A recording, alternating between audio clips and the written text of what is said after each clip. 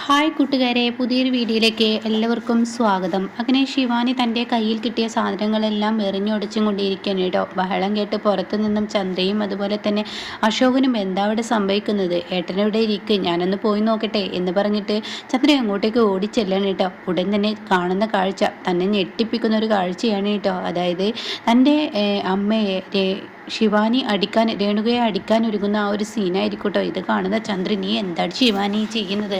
പിന്നെ ഞാൻ എന്ത് ചെയ്യണം? ഇവർ ചെയ്ത ക്രൂരതയ്ക്ക് ഞാൻ എന്താ ചെയ്യേണ്ടത്?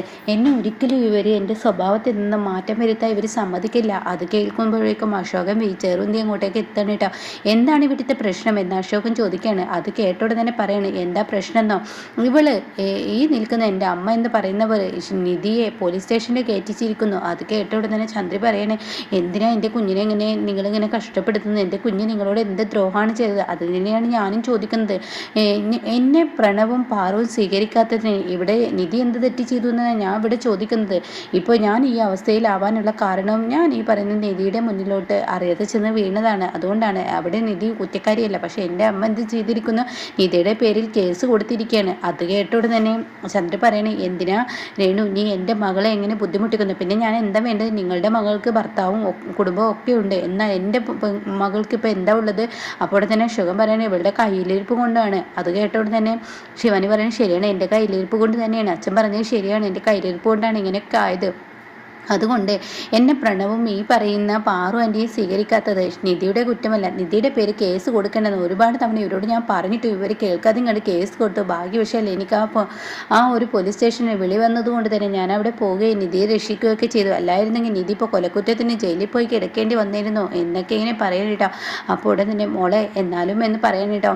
എന്തായാലും ഇവരിനി ഒരു തെറ്റും ചെയ്യില്ല നിധിയോട്, അത് ഞാൻ നോക്കിക്കൊള്ളാം എന്ന് ശിവാനി പറയണട്ടോ. നിങ്ങളിങ്ങനെ നോക്കി നിൽക്കാതെ എനിക്ക് ഭക്ഷണം എടുക്ക് എന്നും പറഞ്ഞിട്ട് രേണുകയോട് ഭക്ഷണം എടുക്കാൻ പറയാണ്. അങ്ങനെ രേണുക പറയുന്നുണ്ട്, എൻ്റെ കുഞ്ഞിനെ ഈ ഒരു അവസ്ഥയിലാക്കിയ പിന്നെ ഞാൻ നോക്കി നിൽക്കണം എന്നൊക്കെ പറഞ്ഞിട്ട് ശിവാനിക്ക് ഭക്ഷണം എടുക്കാൻ പോകുമ്പോൾ ഇതൊന്നും വിശ്വസിക്കാനാവാതെ അശോകൻ പറയണം, എനിക്ക് മാറ്റം സംഭവിച്ചത് ഒരിക്കലും വിശ്വസിക്കാനാവില്ല, ഇത് അവളുടെ ചതിയാണ് എന്ന് ശിവാനിയെക്കുറിച്ച് പറയുമ്പോൾ ഉടൻ തന്നെ ചന്ദ്ര പറയണേ, അവൾ നല്ലൊരു കുട്ടിയായി മാറിയിരിക്കുന്നു, പഴയ ശിവാനിയല്ല, അവളുടെ സ്വഭാവം ഇനിയും മാറ്റം വരുത്തുന്ന ഏട്ടത്തിയാണ്, അത് അമ്മയും മകളുടെയും അഭിനയമാണ് എന്നൊക്കെ അശോകൻ പറയുന്നുണ്ട് കേട്ടോ. പിന്നീട് പിറ്റേ ദിവസത്തെ ഒരു രംഗാണ്. അതായത് നിധി കുളിയൊക്കെ കഴിഞ്ഞ് താൻ ഇങ്ങനെ കണ്ണാടിയിൽ വന്ന് തൻ്റെ പൊട്ടൊക്കെ ഇങ്ങനെ തൊടുകയാണ്. ആ സമയം ഗൗതം നല്ല ഉറക്കമാണ്. ഇതേ സമയം തൻ്റെ ഫോൺ എടുത്ത് നോക്കുമ്പോൾ ഒരുപാട് മിസ് കോൾ വന്നിരിക്കുന്നത് നിർമ്മലയുടെ മിസ് കോളാണ് കേട്ടോ.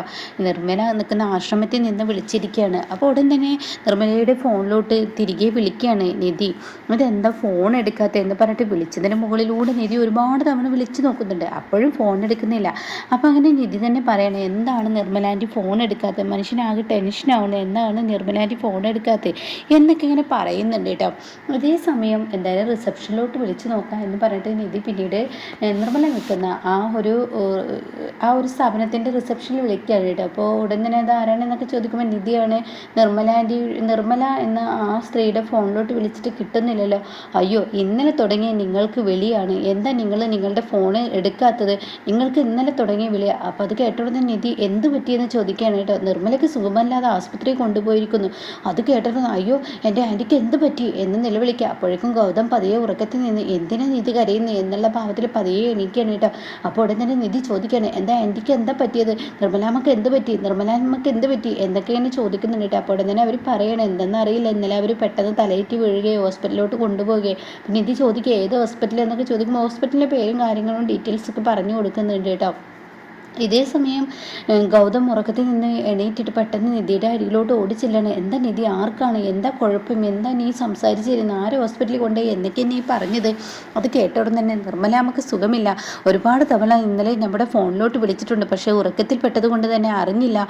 ഇപ്പോൾ നിർമ്മലാമ്മയെ ഇന്നലെ ഹോസ്പിറ്റലിൽ കൊണ്ടുപോയിരിക്കുകയാണ്. അത് കേട്ടോടെ തന്നെ ഗൗതം എന്തായാലും ഞാൻ പെട്ടെന്ന് റെഡിയായി വരാം, ഞാനും നീയും കൂടി പോവാമെന്ന് പറയട്ടോ. അങ്ങനെ നിധി ഓടിയും കൊണ്ട് പാറു കിച്ചണിൽ പണിയെടുക്കായിരിക്കും. പാറുവിൻ്റെ അടുത്ത് ചെന്നിട്ട് നിധി പറയണേ, പറ പാറു നിർമ്മലാമ്മക്ക് സുഖമില്ലാതെ ഇന്നലെ രാത്രി ഹോസ്പിറ്റലിൽ നിന്ന് തലേറ്റ് വീണു എന്ന് പറഞ്ഞു കേട്ടോ.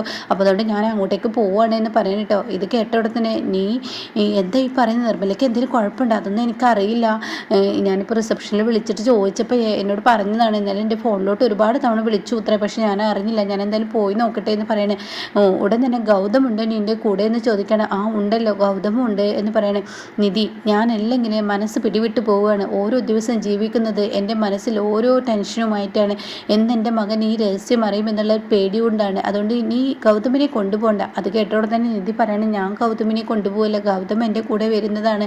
അത് കേട്ടോടെ തന്നെ പാറു പറയണേ, അത് പറ്റത്തില്ല, ഗൗതമിനെ കൊണ്ടുപോകണ്ട എന്ന് ഞാൻ പറഞ്ഞില്ല, നീ വരണ്ടെന്ന് പറയണം. അത് ഞാൻ പറഞ്ഞാലൊന്നും ഗൗതം കേൾക്കില്ല. ഞാൻ ഫോൺ സംസാരിക്കുന്ന ആ സമയത്ത് ഗൗതം കേട്ടു എൻ്റെ കൂടെ വരിക എന്നാണ് പറഞ്ഞത്. അത് കേട്ടോടെ തന്നെ പറ്റില്ലെന്ന് ഞാൻ എന്നോട് പറഞ്ഞില്ലേ, എന്നാ ഒരു പണി ചെയ്തേക്ക്, പാറു തന്നെ പറഞ്ഞേക്ക്, പാറുവൻ്റെ തന്നെ ഗൗതമിനോട് പറഞ്ഞേക്ക് ഹോസ്പിറ്റലിലോട്ട് പോകേണ്ട, ഇങ്ങനെ ഓഫീസിലോട്ട് പോകാൻ വേണ്ടി പറഞ്ഞേക്ക്. അതോടുകൂടി പ്രശ്നം തീർന്നില്ല. അപ്പോൾ അത് കേട്ട് ഗൗതം അങ്ങോട്ടേക്ക് വരികയാണ് കേട്ടോ. അങ്ങനെ ഗൗതം ചോദിക്കണേ, എന്താ പ്രശ്നം? ഞാൻ എന്താ ഹോസ്പിറ്റലിൽ പോയ കുഴപ്പം? അല്ല മോനെ, നിനക്ക് ഓഫീസിൽ പോകാനില്ലേ? ഓഫീസിലെ കാര്യങ്ങളൊക്കെ നോക്കാൻ വേറെയും ആളുകളുണ്ട്. ഇതിപ്പോൾ എന്തായാലും ഒരു മകനെ നഷ്ടപ്പെട്ട് ജീവിക്കുന്ന ഒരു സ്ത്രീയാണ്. അവരുടെ അടുത്തോട്ട് എത്തണം. പ്രത്യേകിച്ച് ഞാൻ എൻ്റെ അമ്മയെ പോലെ കണ്ടവരാണ് അവരുടെ അടുത്തോട്ട് എനിക്ക് എത്തണം. അതുകൊണ്ട് പാറു ഇത് തടയേണ്ടത് പറയട്ടോ. ഇത് കേൾക്കുന്ന പാറുവിന് പിന്നീട് അവിടെ ഒന്നും പറയാനും കഴിയില്ല. പിന്നീട് കാണിക്കുന്ന ഹോസ്പിറ്റലിൽ കിടക്കുന്ന നിർമ്മലയാണ്. ഡോക്ടർമാരിങ്ങനെ പരിശോധിക്കുകയാണ്. നിർമ്മല ബോധം കെട്ട് കിടക്കുകയാണ്. ആ സമയം CKCയുടെ ഗുണ്ടകൾ ഇങ്ങനെ ഹോസ്പിറ്റലുകളെല്ലാം നിർമ്മലയെ പരതി നടക്കുമ്പോഴാണ് ഇവരുടെ കണ്ണിൽ ഇവരെ അകപ്പെടുന്നത്. അയ്യോ, അത് ആ CKC പറഞ്ഞ ആ സ്ത്രീയല്ലേ, നമ്മുടെ കയ്യിൽ നിന്നും വഴുതിപ്പോയ സ്ത്രീയല്ലേ? അതേലോ, എന്നാൽ ഈ വിവരം പെട്ടെന്ന് വിളിച്ചു പറയാമെന്ന് പറയട്ടോ. അപ്പോഴാണ് ഗൗതം നിധി ആ വഴി കയറി വരുന്നത്.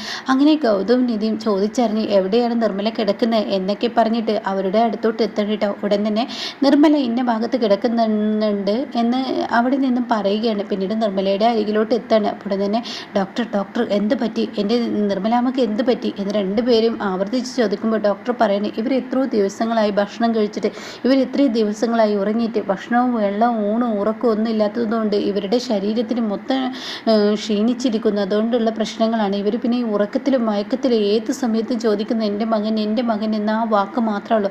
ആരാണ് ഇവരുടെ മകൻ? ഇവരുടെ മകനെ ഒന്ന് ഇവരുടെ അടുത്തെത്തിച്ചൂടെ എന്നൊക്കെ ഡോക്ടർ പറയുന്നുണ്ട്. ഇതെല്ലാം കേട്ട നിധി, നിർമ്മലാമ്മ, ഞാൻ എന്ത് ചെയ്യാനാണ്? നിങ്ങളുടെ മകൻ നിങ്ങളുടെ മുന്നിലുണ്ട്. എനിക്കത് വെട്ടിത്തുറന്ന് എല്ലാവരോടും പറയണമെന്നുണ്ട്. പക്ഷെ പാറുവാൻ്റെ ആണെങ്കിലോ അവരുടെ ആ ഒരു മാനസികാവസ്ഥയിൽ നിൽക്കുന്നു. നിങ്ങൾ ഇങ്ങനെ ഈ ഒരു അവസ്ഥയിൽ കിടക്കുന്നു, അവരൊട്ടും പുറകോട്ടല്ല, എന്നാൽ നിങ്ങളും ഒട്ടും പുറകോട്ടല്ല, ഇതിൽ അകപ്പെട്ടത് ഞാനാണ് എന്നിങ്ങനെ നിധി ചിന്തിക്കുന്നുണ്ട് കേട്ടോ. അപ്പോഴേക്കും ഒരു സിസ്റ്റർ വന്നിട്ട് മരുന്ന് പെട്ടെന്ന് വാങ്ങണം, ഇതൊക്കെ വാങ്ങിക്കൊണ്ടുവരുമെന്ന് പറയുന്നത്.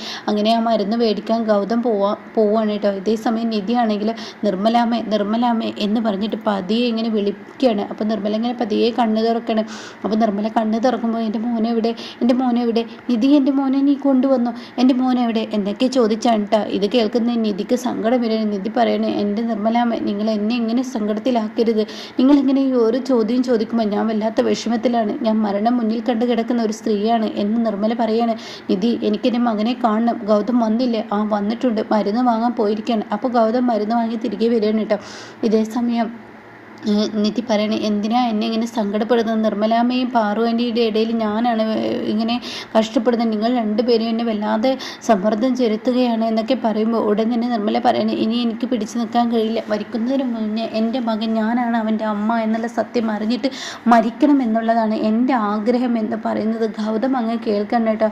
തൻ്റെ കയ്യിലുണ്ടായിരുന്ന മരുന്നിൻ്റെ പൊതിയൊക്കെ താഴെ വീണു.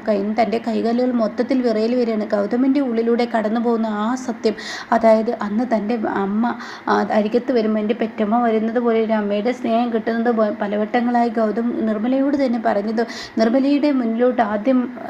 ഗൗതമിൻ്റെ മുന്നിലോട്ട് നിർമ്മല ആദ്യമായി വന്ന ആ ഒരു രംഗം ഒക്കെ ഗൗതമിൻ്റെ മുന്നിലൂടെ ഇങ്ങനെ കടന്നു പോകണം കേട്ടോ. അപ്പോൾ ഗൗതം ആകെ പതറിപ്പോണിട്ട് നിർമ്മല പറയണം, മോളെ, എൻ്റെ മകനാണ് ഗൗതം എന്നുള്ള സത്യം ഇനി അവനോട് പറ. അപ്പോൾ ഉടൻ തന്നെ നിധി പറയണേ, എനിക്ക് പറയണമെന്ന് ആഗ്രഹമുണ്ട്, പക്ഷേ എൻ്റെ അവസ്ഥ ഈ നിൽക്കുന്ന ഗൗതമിൻ്റെ സ്വന്തം പെറ്റമ്മ 10 മാസം വയറ്റിലിട്ട് പ്രസവിച്ച ഗൗതമിൻ്റെ അമ്മ ഇതാണെന്ന് എനിക്ക് പറയണമെന്ന് ആഗ്രഹമുണ്ട്. ഇത് നിധി അങ്ങ് പറയുമ്പോൾ ഗൗതം മൊത്തം ബ്ലാങ്ക് ആവുകയാണ്. എന്തോ തലയ്ക്ക് സംഭവിച്ചതുപോലെ. പിന്നീട് ഗൗതം അവിടെ നിൽക്കില്ല, ഗൗതം അവിടെ നിന്ന് പോവുകയാണ്. എന്നാൽ പിന്നീടാണെങ്കിലോ നിധി പറയുന്ന വാക്കുകൾ ഗൗതമിന് കേൾക്കില്ല, ഗൗതം കേൾക്കാൻ പറ്റില്ല. നിധി പറയുന്നത് എനിക്ക് മുന്നിൽ തടസ്സമായി നിൽക്കുന്നത് പാറുവാണ്, പാറു കാരണമേന എനിക്ക് പറയാൻ പറ്റാത്തത് എന്ന മഹാസത്യം കൂടി അങ്ങ് പറയണേട്ടോ. അപ്പോൾ എന്തായാലും നാളത്തെ എപ്പിസോഡിൽ അത് സംഭവിക്കുകയാണ്. അതായത് ഗൗതമിൻ്റെ പെറ്റമ്മ നിർമ്മലയാണെന്നുള്ള സത്യം തിരിച്ചറിയുകയാണ് കേട്ടോ.